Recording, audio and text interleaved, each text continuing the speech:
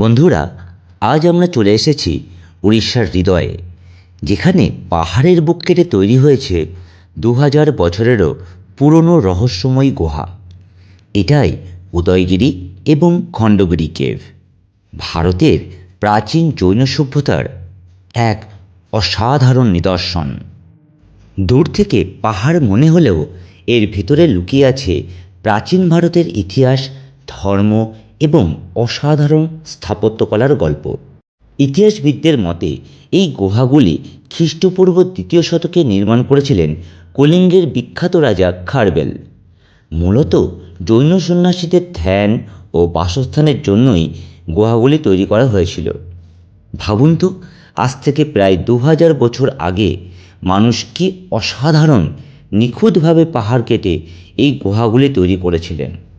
আমরা এখন রয়েছি খণ্ডগিরিতে, যেখানে প্রায় 15টি গুহা বর্তমান।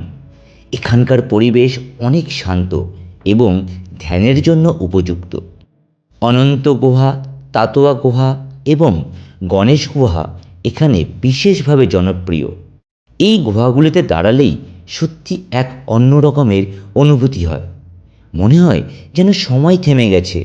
যেখানে এক সময় জৈন সন্ন্যাসীরা ধ্যান করতেন, আজ সেখানে দাঁড়িয়ে আছি আমরা, ইতিহাসকে অনুভব করতে পারছি।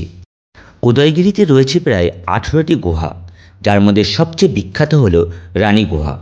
উদয়গিরি ও খণ্ডগিরি শুধু একটি পর্যটন কেন্দ্র নয়, এটি ভারতের প্রাচীন সভ্যতা, ধর্ম এবং স্থাপত্যকলার জীবন্ত সাক্ষী।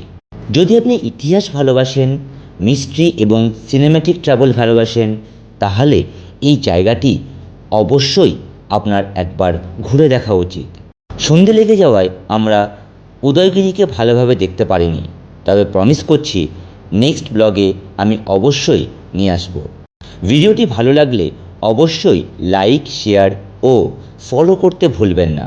আবার দেখা হবে নতুন কোনো অসাধারণ জায়গার গল্প নিয়ে। ধন্যবাদ।